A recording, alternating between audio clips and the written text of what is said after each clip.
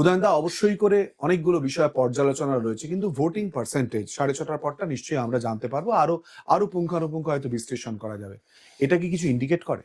না, এটা কিছু ইন্ডিকেট করে না। এটা আসলে আমাদের পশ্চিমবঙ্গে আপনি অন্য সমস্ত রাজ্যের তুলনায় আমাদের পশ্চিমবঙ্গে ভোটের পার্সেন্টেজ প্রত্যেকবারই এরকমই বেশি হয়। মানে 80%, 78%, 77%, 75% ভোট হয়। এবারে যদি আমি ধরে নিচ্ছি, খুব বেশি করেই ধরছি, শহরাঞ্চল হয়তো কলকাতা শহরে 60, 65, 70% ভোট হতো।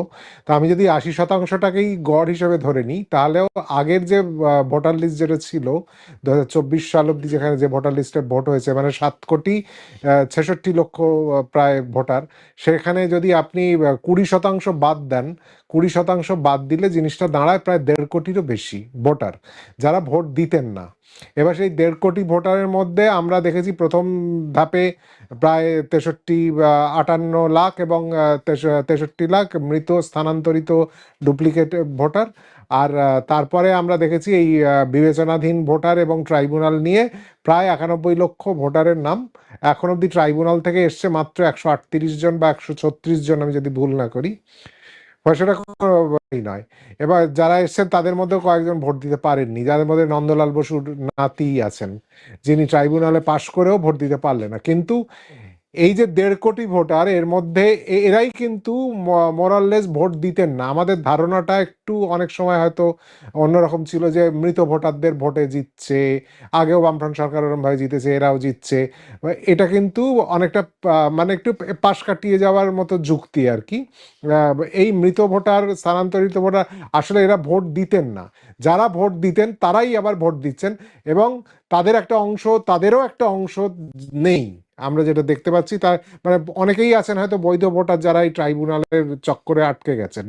তো এই যে যারা ভোট দিচ্ছেন, যারা ভোটাধিকার প্রাপ্ত এবারের ভোটে, তারা সবাই ভোট দিচ্ছেন, তারাই ভোট দিয়েছিলেন গতবার 2024 সালে, সেটাই 80% হয়েছিল।